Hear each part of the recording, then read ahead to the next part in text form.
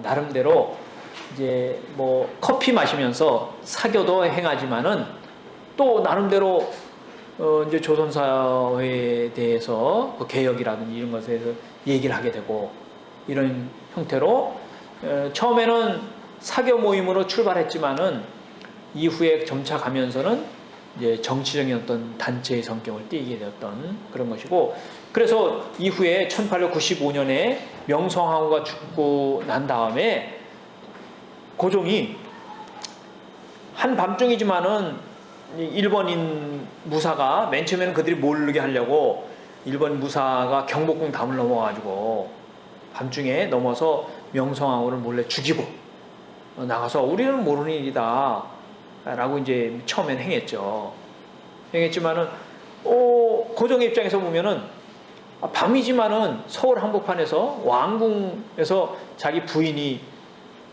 살해가 됐으니까 얼마나 무섭겠어요. 초기에는 그 조선왕조실록에 보면은 고종이 처음에 명성황후 죽고 난 다음에는 무서워가지고 낮에 잠을 자고 밤에 시병을 세워놓고 근무하고 뭐 이렇게 했어요. 그래서 이제 왕궁을 경복궁에서 지금 아까 얘기했던 서울시청 옆에 덕수궁으로 왕궁을 옮겼습니다. 그게 왜냐면 왕궁이 좁기 때문에 이제 소위 조선 군인들이 시위하기가 좋은 거죠. 지키기가 좋다. 그래서 이제 그쪽으로 옮겼던 거고, 그래서 맨 처음에는 이 미국 대사관으로 길을 하나 건너가지고 미국 대사관으로 고종이 피신을 가려고 했었어요. 그때 이 정동구락부 세력들과 연락을 주고받으면서 이렇게 하려고 했던 거죠. 근데 일본군이 알아가지고 그 계획이 탄로가 나서 결국 못하게 되었고, 96년 2월에 결국 고종이 덕수궁을 빠져나와서 아까 얘기했던 이 러시아 대사관으로, 여기서부터 여기 덕수궁이고 여기서 길 하나만 건너면 미국 대사관이거든요. 일로 넘어가려고 했던 게, 일로 이제 피신을 하려고 했던 게 이게 저기 춘생만 사건이었고, 여기가 문이 춘생문이에요. 여기가 그 춘생문 사건이었고, 다시 그게 실패하게 되자 다시 이 정동구락부하고 연락을 해가지고 미국 공사, 러시아 공사 이 사람들도 관련이 있었어요. 그래서 고종이 이 러시아 대사관을 피신을 하는 거죠. 그게 1896년 2월에 아간 파천이었습니다. 그러면서 이제 일본군의 지지를 받고 있었던 갑오 정권이 무너지게 되는 거죠. 왕의 지지, 왕이 없는데 그 정권이 유지될 수가 없는 거죠. 그래서 그 갑오개혁 정권에 참여했던 그런 세력들이, 그 소위 장관들이 백성들의 이러면 이제 뭐 돌에 맞아가지고, 김홍집이도 그래서 죽고, 농산공무 대신이었던 정병하도 마찬가지로 이제 그 피신 가다가 백성들에게 이제 결국 타살이 돼요. 그래서 이제 갑오 정권이 무너지게 됩니다. 이제 하여튼 그런 형태를 지금 띠게 되었다라고 얘기할 수 있습니다. 그래서 이 시기에 95년서부터 1898년까지 중요한 영향을 미쳤던 이제 정치 세력이 정동구락부라고 하는 세력이 있었다라고 하는 겁니다. 그래서 이들이 그 이후에 1896년 독립협회 구성에도 이제 큰 역할을 한다라고 얘기를 할 수 있습니다. 이게 아까 얘기했던 러시아 공사관하고 미국이 아니고 프랑스 대사관 가운데 있었던 손탁 호텔이라고 하는 호텔이고, 이 손탁은 그 당시에 러시아 공사가 베베르인데, 베베르 공사의 부인의 여동생이었어요. 부인의 여동생이 여기다 이제 이렇게 건물을 짓고, 요새 시간은 이제 뭐 호텔 겸 커피숍을 여기 했던 거죠. 그래서 이제 커피를 여기서 이제 근대적인 문물로 커피를 마시면서 당시에 국내외 정세에 대해서 논의를 하고 뭐 이랬던 곳입니다. 그렇게 했던 것이고,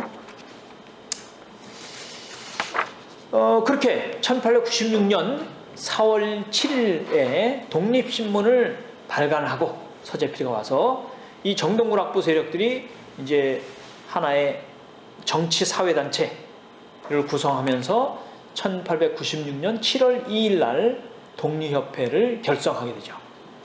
결성하면서 나름대로 사회 변혁 운동을 실시합니다. 그래서 하나는 외세에 대해서 반대하는 운동을 벌여왔고요. 또 하나는 또 이제 반정부 운동, 당시에 이제 정부에 대해서 정부의 잘못된 일을 반대하는 운동을 펼쳐갔다라고 얘기할 수 있습니다. 반외세 운동은 러시아 등이 하여튼 외세가 조선 정부에 대해서 좀 부당한 요구나 혹은 이제 침탈을 해온다든지 즉 이권을 요구한다든지 이런 것에 대해서는 이 독립협회 단체에서 적극적인 반대 집회와 그 의견을 제시를 했어요.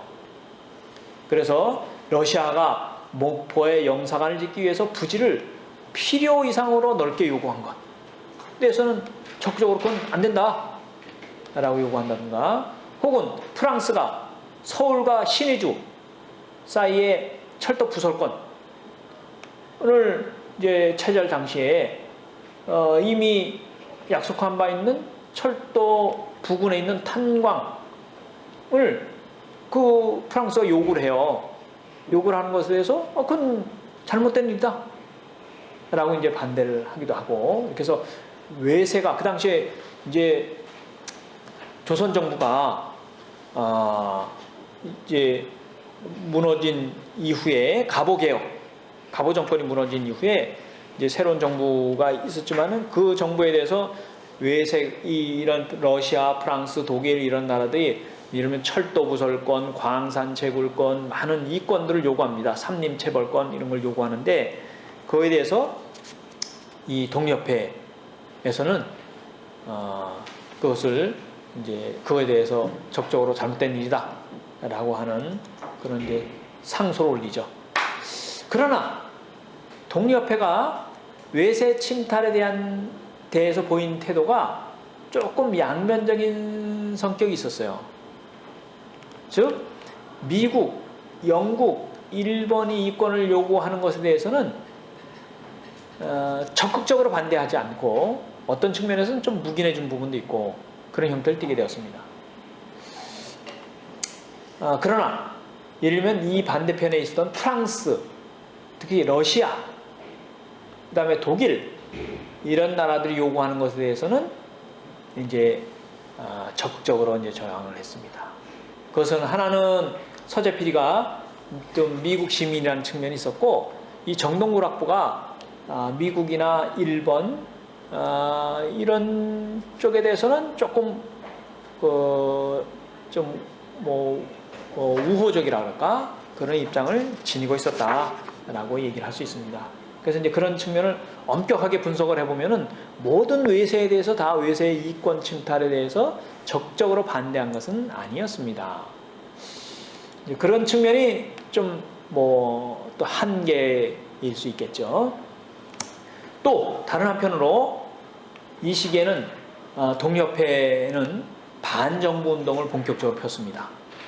특히 1898년에 들어서면서는 본격적으로 조선 정부에 대한 어떤 반정부 운동을 펼쳐서 그 힘이, 그 세력이, 그 힘이 굉장히 하여튼 그 당시에 조선 정부의 어떤 힘을 능가할 정도로 98년에는 그런 힘을 갖고 있었다라고 얘기할 수 있습니다.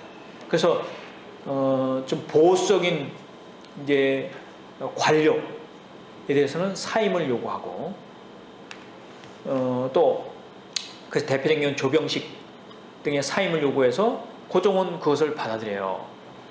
그렇게 되고, 이 당시 고종은 1896년 2월에 러시아 대사관으로 피신가 있다가 그 러시아 정부에 대해서 세 가지를 요구합니다. 하나는 고종의 신변 보장, 요구하고, 두 번째는 러시아가 조선에 대해서 경제적인 원조, 세 번째는 대폭적인 군사적인 원조, 이 세 가지를 러시아 정부에게 요구를 합니다. 그래서 러시아 정부는 그렇게 해가지고 심지어는 이제 밀사를 파견하기도 해요. 밀사를 이제 파견하기도 하는데, 그래서 고종 황제가 이제 즉위했을 때 즉위식에 조선 정부의 대표자든지 파견한다든가 그렇게 하는데, 러시아는 아직까지는 이 한반도에 대해서 적극적으로 한반도에 진출할 의지를 아직은 갖고 있지 못했어요. 그 당시 러시아는 시베리아 철도를 넣어가지고 블라디보스톡으로까지 연결하면서 이쪽 동부를 개척해 가긴 했지만은 그들의 주된 관심은 아직은 동북 삼성 지역의 만주 지역이었어요. 아직 그쪽으로도 아직 안 내려왔는데, 조선에까지 이렇게 아직 영향을 미친 것은 생각하고 있지 않았다. 물론 이 두만강의 뭐 삼림 체벌권이라든지 울릉도 지역에 거기에 이제 삼림 체벌권 이런 것은 러시아도 요구를 해요. 요구를 하긴 하지만은, 그렇게 하고 심지어는 러시아가 남쪽으로 이렇게 내려오니까 그거에 대해서 영국이 그 러시아의 남하 정책을 반대하기 위해서 1885년에 거문도를 점령해가지고 2년 동안을 거문도를 무단으로 조선 정부의 허가를 받지 않고 점령을 한 적이 있어요. 이제 그렇게 해서 러시아의 남하 정책을 영국이 세계 곳곳에서 이제 막고 있었거든요. 막고 있었는데, 이제 그런 측면이었지만은 아직 이 시기에 적극적으로 러시아가 이제 한반도에 이제 적극적으로 진출할 그런 이제 계획을 갖고 있지는 않았어요. 그래서 고종의 신변 보장에 대해서는 우리가 러시아 대사관에 와 있으니까 그건 우리가 하여튼 보호해 주겠다 라고 했고, 나머지 두 사항에 대해서는 그걸 적극적으로 받아들이지 않았습니다. 그래서 군사고문단도 원래 뭐 대규모 군사고문단을 파견을 요청했지만은 뭐 간단한 한 10명 내외의 군사고문단만을 보내준다든가, 그 다음에 경제원조도 이제 적극적으로 이렇게 하진 않았던 그런 형태였습니다. 그러나 러시아도 관심은 있었어요, 조선 정부에. 그래서 당시에 조선의 한반도에 그 서양 사람들이 많이 이제 관심을 갖고 와서 여기에 대해서 이제 보고서도 자기 정부에 제출하고 책도 내고 그러는데, 제일 많이 책을 낸 측은 미국이었고, 미국이 1905년까지 한 15명 정도 와서 이제 견문록이나 책이나 이런 걸 냈고, 그 다음에 프랑스가 한 8명 정도 냈고, 러시아도 한 7명 정도가 군인이라든지 외교관 이런 사람들이 돌아가서 책을 냈습니다. 책을 내기도 했고, 심지어 러시아 대장성에서는 이 조선 정부에 대한 보고가 이 러시아 대사관에서 조선 정부에 대한 보고서가 굉장히 많이 갔기 때문에 이미 그 1905년 단계에는 아주 뭐 3,000여 페이지의 책을 낼 정도로 러시아 외교부에서는, 러시아 대장성에서 한국지라고 하는 책을 낼 정도로 조선 사회에 대해서는 그 정보를 하여튼 파악을 하고 있었고, 그런 요구도 있었다라고 얘기할 수 있습니다. 그래서 그 당시에 고종은 그거에 대해 실망을 하게 되고, 또 조선 국내에서는 그 당시에 양반 관료라든지 향촌사 유학자 이런 사람들이 어떻게 한 나라의 왕이 일국의 대사관에 가서 피신하고 있느냐 라고 해서 상소문이 빗발처럼 올라가요. 그래서 고종은 1년 만에 다시 환공을 합니다. 그래서 1897년 2월에 다시 이제 환공을 하게 돼요. 그래서 자기가 이제 1년 동안 거기서 있으면서 이제 많은 고민과 이것을 통해서 고민 속에서 이제 8개월 만에 1897년 돌아온 지 8개월 만에 10월 달에 대한제국을 공포하면서 마지막 개혁의 시도를 하게 된다라고 얘기할 수 있습니다. 그런 개혁의 시도에 대해서 이 이제 독립협회 운동에서는 나름대로 한편으로는 뭐 일정하게 뭐 잘하는 부분에 대해서 인정을 하지만은 그렇지 않은 부분에 대해서는 적극적으로 반대 운동을 펼치는. 그래서 97년, 98년에는 독립협회의 개혁 운동이 대한제국의 힘을 압도할 정도로 그런 힘을 갖고 있었다라고 얘기할 수 있습니다. 그래서 그 정도 독립협회의 요구사항을 무시할 수가 없었어요. 그래서 이 황실재정을 담당하고 있던 이용익 등에게 경제 파탄의 책임을 물어서 고발하는 것으로, 그래서 이용익을 고종이 유배를 보낼 수밖에 없었습니다. 하여튼 독립협회는 97년, 98년에는 대한제국 정부의 힘을, 권력을 능가할 정도의 그런 이제 소위 압력을 혹은 그런 힘을 갖고 있었다라고 얘기할 수 있습니다. 독립협회는 이러한 운동의 성공에 힘입어서 내각 전체에 대한 사임 요구로 운동을 발전시키게 되고, 또 이 당시에 대한제국에서 뭐 이 노력법과 그다음에 이 범죄 노력법이라는 것은 죄인을 신문하는 그런 이제 신문 방법입니다. 막 줄을 틀고 여기 다리를 놓고서 다리를 막 이제 찢고 이런 이제 전형적인 그 당시에 악형의 하나였어요. 그런 것과 그다음에 죄를 저지르면은 이제 3대가 벼슬을 못 한다든가 이런 것을, 그런 이제 소위 말하면 중세적인 범죄, 아니 그 형법에서는 조금 가혹한 형벌이죠. 이런 것을 다시 부활시키고자 하는 기도에서 이건 절대로 안 된다라고 하는 이제 총사퇴 운동을 벌이게 되고, 그렇게 되자 고종은 이 당시엔 독립협회 요구를 받아들일 수밖에 없었던 그런 측면을 갖고 있었습니다. 그러면서 독립협회의 힘이 너무 이제 커지니까 그것의 활동 범위를 제한하는 조칙을 이제 발표한다든가 뭐 이런 형태를 띠게 되었다라고 얘기를 할 수 있습니다. 그래서 이 시기에 1898년에 이 독립협회의 운동이 가장 정점에 달한 시기는 당시에 독립협회 간부들과 관료들이 같이 공동 집회를 열어요.